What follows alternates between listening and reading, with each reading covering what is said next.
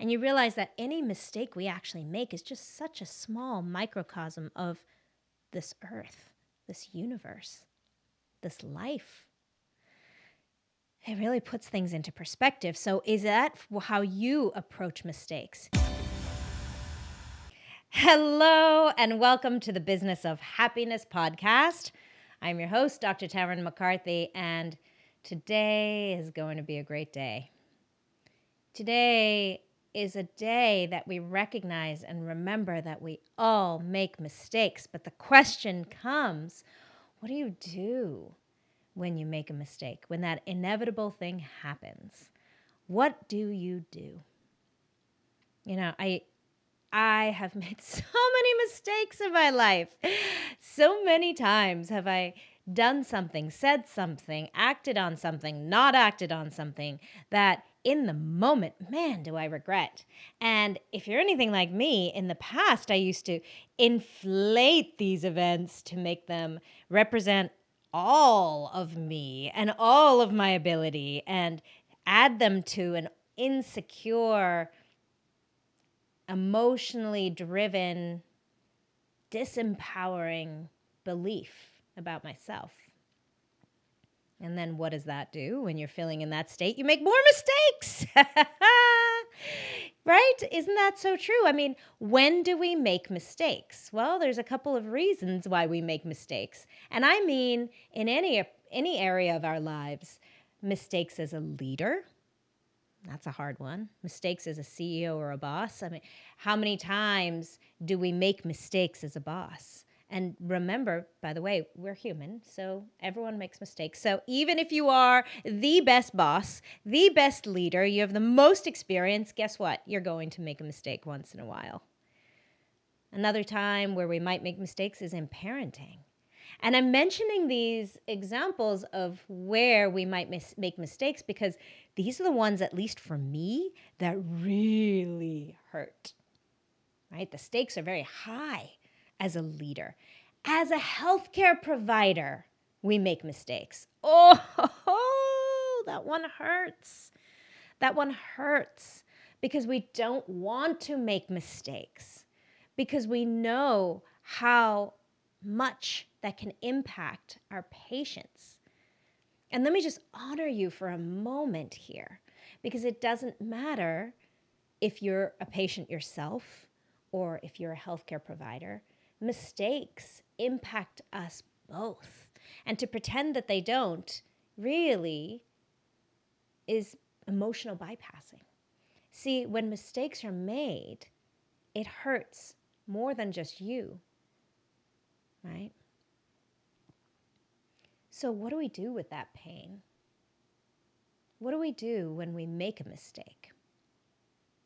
What do we do when we're put in a situation that we put ourselves in, a decision that we made, and then how do we climb out of it with empowered decision making so that we can correct or fix or recuperate whatever needs to be done and make decisions that are out of our highest self? I'm going to go back to that question of why do mistakes happen? Because I didn't fully explore that with you. I was just giving examples of when mistakes happen, but I realized I didn't quite fulfill that question. Why do mistakes happen? So let's take each of those examples: parenting, running a business, CEO, healthcare provider. Let's throw in leader of your own dreams, right? Mistakes that you might make in pursuit of your own dreams. Mistakes happen for a couple of reasons. They can happen when we're multitasking, when we're doing too many things, when we're distracted, right? That's a very common place to make mistakes.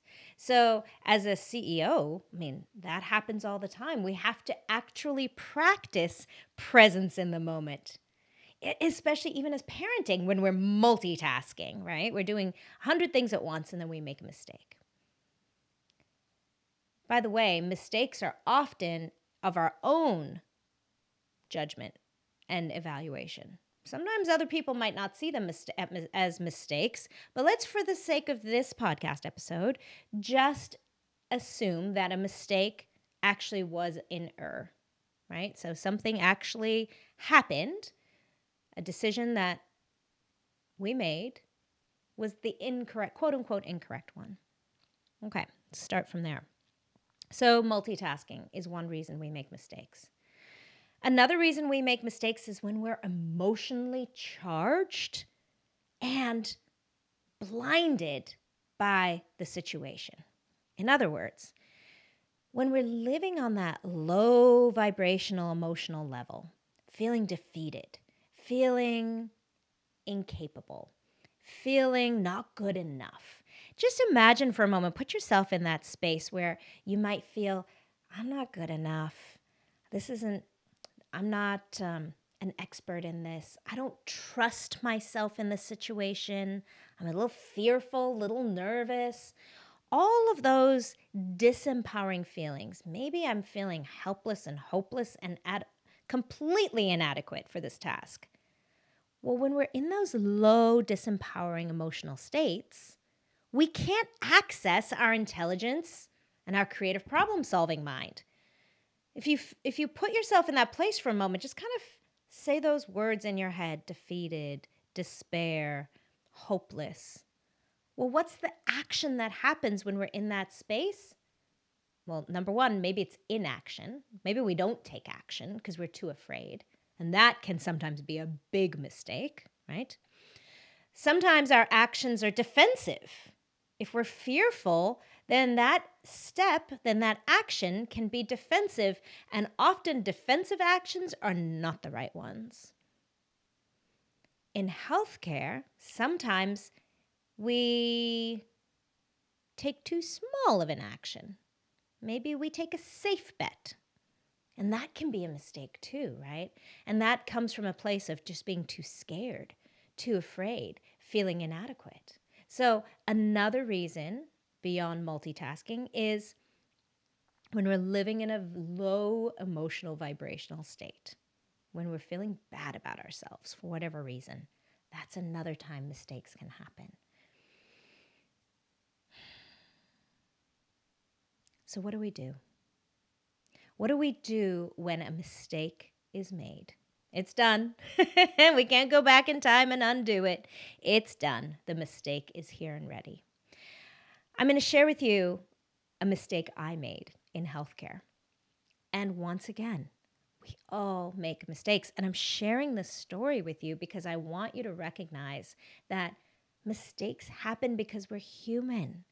That if you've made a mistake in your life, I understand. I've been there. I have been there myself. And that's why I'm sharing this example with you. So a couple years ago, a colleague sent me an x-ray with a lesion on the x-ray that I had missed. My office had taken that x-ray in a young man, and there was a radiolucency, which means a dark spot on his jaw that I didn't see or I didn't follow up on. And honestly, when I received this x-ray from my colleague who alerted me to the mistake, so the mistake was, in case you're not familiar in this arena of healthcare, is when you see something on an x-ray, you really need to follow up on it. Get another x-ray, send for more imaging, alert the family about it, at least investigate it a little further, unless you really know what it is and you're treating it, or unless you've been following it for a while and it hasn't changed shape or size. But this was a new radiolucency on an x-ray that I had taken in my office and had not followed up on. So several months later, my colleague sent it to me and said, "Hey, did you notice this?" Mistake. The first thing that happens, at least for me, is I begin to fall into an old habit pattern of insecurity and fear. When I'm confronted with a mistake, the first thing that happens in my mind is I go back to an old core belief that is not an empowering one, not being good enough. And I think so many of us have that old core belief in invalidating, disempowering core belief that we work on throughout our lives. And sometimes something happens, an event in our lives, that kind of gives our ego evidence to support this disempowering belief. Oh, here you go, Tarryn. There you go. Finally, it's proven. You are not good enough, right? Have you heard that voice in your head? And isn't that interesting that when mistakes show themselves, when we're alerted to a mistake, that's the first place we go, if that's an old core belief of yours? Well, here's what I promise you is there's a way to turn it around. There's a way to not fall prey to that immediate reactivity to a mistake that you've made. Number one is take a breath. I sound like a broken record on this podcast because so often my go-to guidance is take a deep breath. And the reason why I'm going to repeat it again is because when we are confronted with a mistake, fight or flight or freeze steps right in immediately. I mean, it has to. It's a part of our kickback system.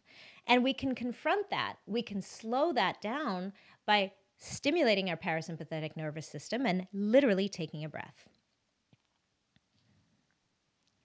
Number one, remind yourself that you are a good person who does a lot of good in the world. And we do this by regaining perspective. See, because my ego wants to say, Tarryn, there you go. You are not good enough. You never do the right thing. You're always going to screw this up.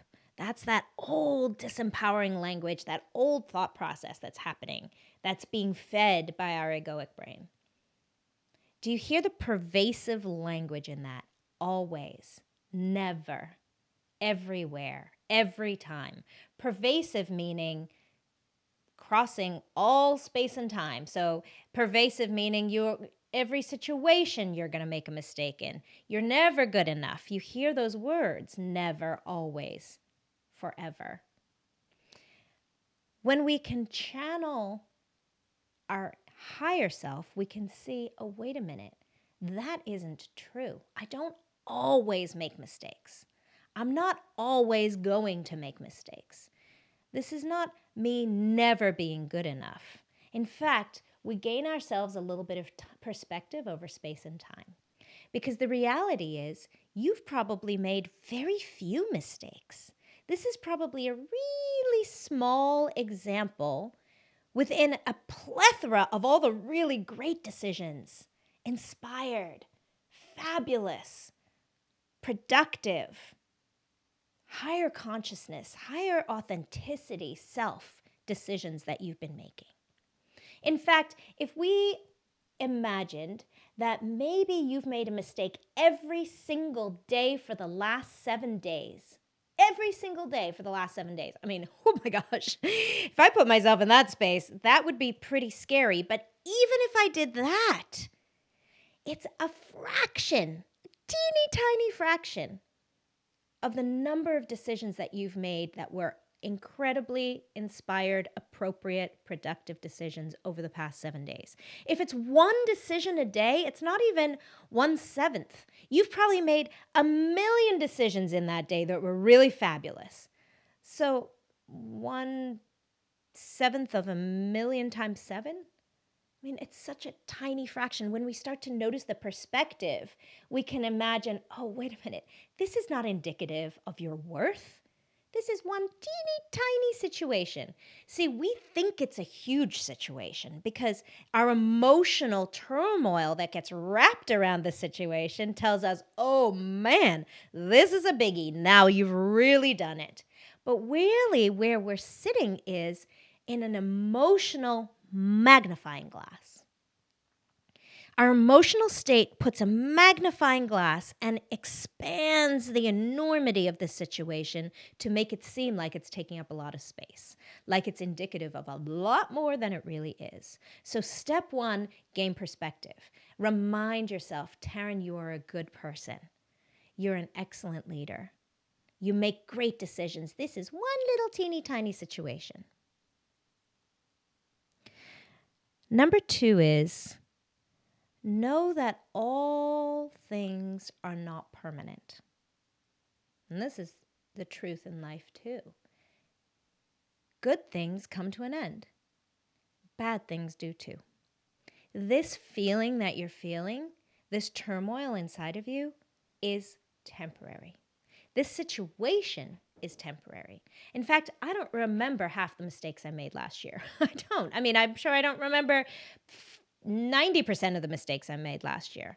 We think they're so enormous. We give them that credit in the moment because we put so much value on it. But in reality, it's just a small moment in time. So giving ourselves compassion is so important. And sometimes compassion is hard to reach for when you're feeling defeated. Sometimes compassion in the moment is a challenge. So my third suggestion is where I often go to first. If I can't reach for recognizing perspective, if I can't reach for compassion and remembering that this is just a moment in time and that all humans make mistakes and that to err is human and this just makes me a human leader or a human parent or a human provider, if I can't access that in the moment, I go straight to number 3, gratitude. Gratitude is perhaps the most powerful way to approach a mistake because gratitude and fear can't live in the same space at the same time. You can't have enormous gratitude and deep fear. You can have some concerns, but you can't be as scared when you have gratitude. Try it out. Imagine a situation that seems really scary, and then look for the gratitude in that situation and see if you can still hold both. It's impossible. If you're listening to this podcast, chances are you didn't get into business to be miserable. The problem is that people feel that if their business gets busier, if they start becoming more successful, that happiness will eventually set in. But it can actually get worse. This is why I created the Business of Happiness Prosperity Coaching. In this one-on-one coaching, we look at how to redefine success on your terms and re-find the joy and the passion in your dream. Visit me at thebizofhappiness.com and become the happiest business owner you know. So gratitude is sometimes where I go to immediately when I can't find the other sources of empowerment in the situation. And that's where I went with this situation with my colleague. When she sent me this x-ray and said, "Oh, here's a situation that you missed." She didn't say it in those words, but that's how I received it. The first thing I did when I felt fear peek around the corner, because that's a big one. I can tell myself a lot of deep stories about that. I can tell myself that I'm a terrible practitioner, that I'm a terrible leader, that this kid is going to be in pain, that this kid is at a disadvantage, that I'm going to get sued. I can give myself a very scary place to go. And I can recognize it when I pay attention to my body. I pay attention and I notice, oh, wait a minute, my heart rate just went up a little bit. Wait a minute, my breathing just got a little bit shallow. Wait a minute, I feel the tension in my shoulders, in my jaw. Whew, take a breath. For me, I went straight to gratitude. And gratitude is an interesting thing because you might say to me, Tarryn, this is ridiculous. How can you be grateful for a mistake? How can you be grateful that you've missed a lesion in a young man's mouth? No. Pause. I'm not asking you to emotionally bypass. I'm not asking for toxic positivity. I'm not asking for you to pretend something didn't happen. I'm saying, seriously, look for the gratitude in the moment. And so the first place I went to in that situation was, thank you to my colleague for sharing it with me. Even that is enough to pull me out of that space of fear and disempowerment. Because remember how mistakes happen. One of the biggest reasons mistakes happens is fear and disempowered emotions when we're in a fearful place. So guess what? If this mistake throws me back into that disempowered state, I'm going to make another mistake. How would that look? Well, if I go to that place of, oh no, I missed this. This is bad. I'm going to get sued. This kid's going to have a bigger lesion in their mouth. I'm going to get in trouble. I'm going to lose my license. The parents are going to find out. They're going to blow it up on social media. If I start going down that hole of hell, right? Because we can go real far, real fast. If I allow myself to get there, how am I feeling? I'm feeling terrible. I'm feeling helpless, feeling hopeless. I'm feeling despair. All those emotional states that we mentioned at the top of the hour are kickoffs to making a mistake. So maybe my next action is cover up. How do I hide this? Ooh, mistake number 2. See how living in those disempowered states tumbleweeds into another mistake and another mistake. And then each one builds on itself. And as it does, it makes me feel worse and worse about myself. And now the evidence that my ego is getting is feeding those disempowered states, and I'm making more. Okay, so we have to stop right here. And stepping into gratitude is one powerful way to do it. Because the moment it happens, I feel fear peeking around the corner. I start to hear those old disempowering beliefs. Now I go, thank you. Literally say those words after I take a breath. Thank you. Oh, wait a minute. I've got to thank my colleague. Thank you, colleague, for sending that to me. I'm so grateful that you alerted me to it. Just that pulls me out of despair immediately. Just a little ratcheted notch up. I'm not up in empowered state of happiness, joy, singing on a cloud. I'm not there yet. But man, do I feel better than despair. Gratitude puts me right a notch or 2 or maybe 10 higher. Thank you. Literally sent her a text and said, wow, thank you so much for sharing this with me. I appreciate you catching this for me. Just that action was enough for me to access my greater intelligence. Because then my greater intelligence says, okay, what do we do when we find a lesion? We investigate further. That's it. That's what we do. That's my intellectual brain stepping in. And then my compassionate, human, loving, caring, wanting to take care of my patients to the best of my ability brain steps in because she's able to, because I'm feeling like an empowered person again. And I say, oh yeah, and there's a child behind this who I care about. I got to reach out to the family and get them back in and take another x-ray. Once we begin to make those empowered actions that we feel really good about and feed ourselves the knowledge, what would an empowered, phenomenal dentist do in this situation? Because that's who I want to be. We ask ourselves, who do we want to be? How do I want to feel? I want to feel like a great provider. I want to feel like a great leader. I want to feel like a compassionate provider. What would she do? She would call and have that patient come back in. There you go. Decision making in living in our higher state. Because there is no list of what to do after you make a mistake. In fact, there is a list. I found them on Google. I looked it up on Google before this episode. What do you do when you make a mistake? Just to see what's out there. And it's really interesting because they are step by step. 1, 2, 3, 4, 5. Really interesting. That tells you exactly what to do. And they don't apply to every situation. They don't. So the question is, how do you, as the person who's living your life, who has the expertise that you have, who's cultivated years and years of this skill, how do you know how to take the next step? Only you know. Only you know your craft, your expertise, your career, your children, your team. Only you know the situation. So you have to tap into your higher self. And the way we get there is by pulling ourselves out of feeling terrible about ourselves and putting us right back into an empowered state. Remember, when you feel good, you can do good. That's what I mean. That's what I mean. How are you going to feel good about yourself right now? How do you bring yourself out of that place of despair, which is the place where we make mistakes, and put ourselves back into an empowered place? Gratitude is my go-to. What is yours? What allows you to get to that space? Is it breathing? Is it a breathing exercise?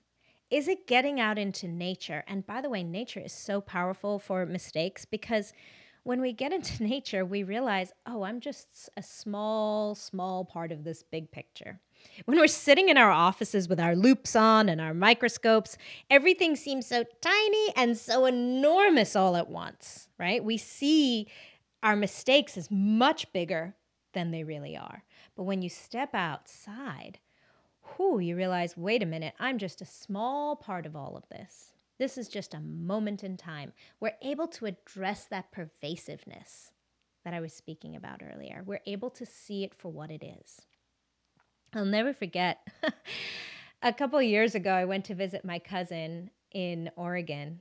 She's a palliative care physician. And I was out there visiting her and we went hiking. And I'm from Maine, so our mountains are really hills. They really are. For all of you living out in the Pacific Northwest, it pales in comparison. Well, let me tell you, being out there, seeing the enormity of the mountains, and then actually my husband and I and my cousin and I, we hiked Mount Hood. Oh, no, we didn't. I apologize. We hiked Mount St. Helens. I apologize. We hiked Mount St. Helens and oh my gosh, standing up on top of Mount St. Helens and seeing the crater of the volcano that is Mount St. Helens and just looking out over the mountain ranges and seeing how over time these glaciers had eroded and created this beautiful landscape. I mean, everything seems so insignificant then. You realize that time is so, so enormous and that we're just taking up a tiny fraction in time. And you realize that any mistake we actually make is just such a small microcosm of this earth, this universe, this life. It really puts things into perspective. So is that how you approach mistakes? You give yourself time to realize perspective, right? I think another thing that pushes us into making mistakes is urgency. We tell ourselves often that we have to make a decision immediately. And there are very few moments in time, very few situations where you have to act immediately. There's always room for taking a deep breath and for slowing down your nervous system, for calming down your nervous system, and making an informed decision and not a reactive one.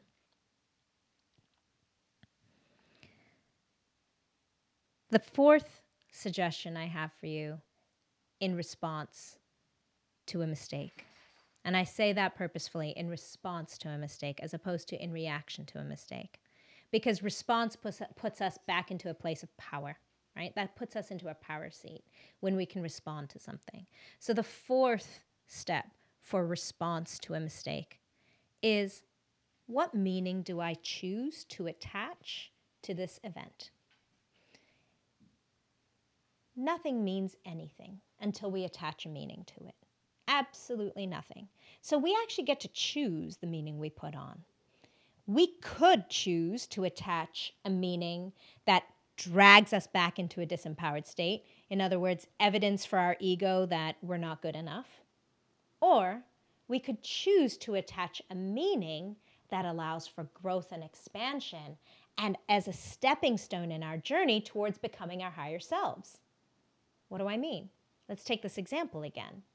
That example of a lesion on the x-ray that I missed, when I chose to see it as an opportunity to step into my higher self, to access my greater intelligence, when I chose to see it as an opportunity to really shine and be that empowered leader, empowered practitioner, then I could see what I needed to do next. So for me, that was calling the patient, calling the mom, saying, hey, we saw this on the x-ray a couple months ago, the x-ray we took a couple months ago.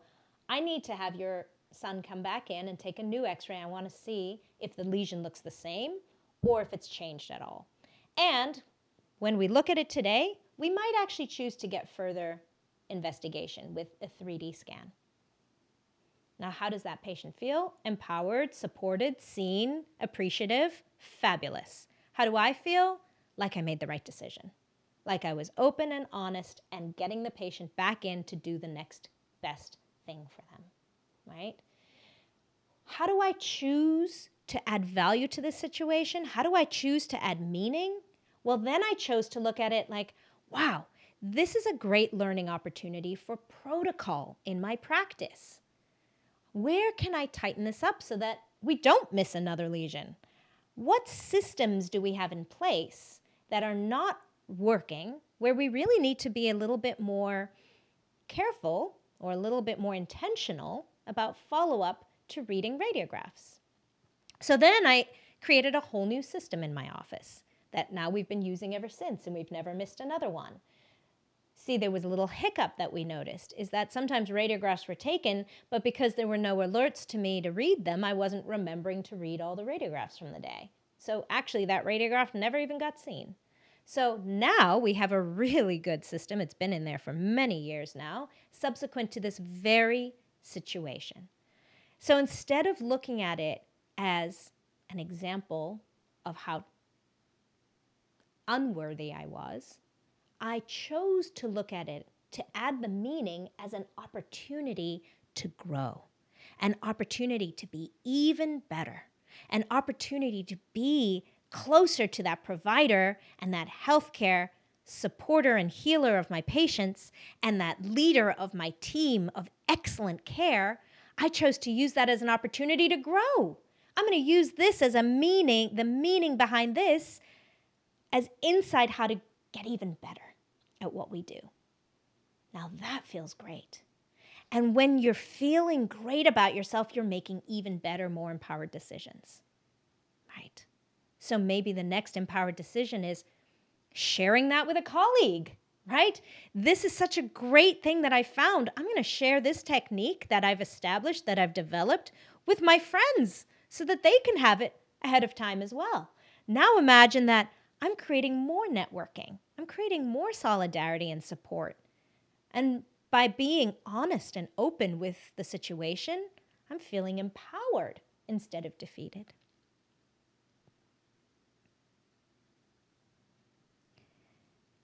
Here's what I promise you. The more you practice these steps, the shorter the refractory period becomes. Because in the moment, I know it feels way overwhelming. And sometimes those mistakes feel much more enormous than they really are. But giving yourself a second, a moment, an hour, a day, a week to breathe, to calm your nervous system down. Now, obviously, depending on what situation you're in, if you're in the middle of a surgical procedure and you make a mistake, you don't have an hour. You always have a breath, always, just to bring yourself down, to calm your nervous system. And then you have a choice. How do you want to feel? You have a choice of how you want to respond. You have a choice of what meaning you want to attach to the situation.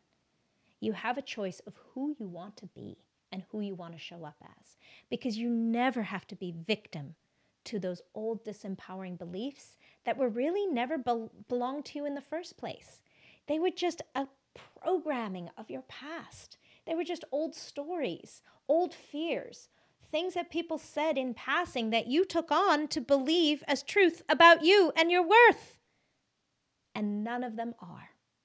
You get to choose. And when you feel good, that's when you can do good, which is why choosing is so important. What do you choose to feel? Because in that empowered place is when we make inspired decisions, inspired choices. It's not selfish to feel good. It's actually enormously responsible, especially as a healthcare provider, especially as a parent, especially as a leader of your team, especially as a leader of your own dreams. I see you, my friends. I am just like you. I make mistakes all the time. And every time I try to reach for gratitude, perspective, compassion, and then meaning. What is it that I want to add to the meaning of the situation? You're doing amazing. I'm so grateful always. I have to always remind you and me and the universe who's listening of how humble I am to be able to bring this work to you. I'm so grateful and I'm so honored that you take the time to listen to these episodes. I'm so grateful for all the feedback I receive from you. Thank you for that. Thank you for sending me messages at Tarryn@thebizofhappiness.com. Thank you for sending me messages on Instagram, on Facebook, and on LinkedIn. Every time you tell me how an episode touched you or inspired you, it gives me more resolve to keep bringing this important work to you. Because when we engage in this conversation together, we really can grow and learn from one another. And when you can see I make mistakes too, and when I can share this vulnerability with you, hopefully you can realize that you have all the potential in the world and that you can be whoever you want to be, and your past does not define your future. Please keep those messages coming, and please let me know if there's something you'd love for me to offer my perspective on. If there's a topic that you're finding interesting, you're challenged with right now, or you want to help a friend out with, please let me know, because I believe deeply when we empower ourselves, we empower those around us. So once again, if this episode spoke to you, share it with a friend. That means the most to me if we can continue to bring this work to our colleagues and support one another. And what an enormous gift. How great would you feel if a friend sent you a great podcast episode that lifted you up? So if you've received this episode from a friend, that's a good one. They really care about you, as I care about you too. And remember always, when you feel good, that's when you can do good. Bye-bye.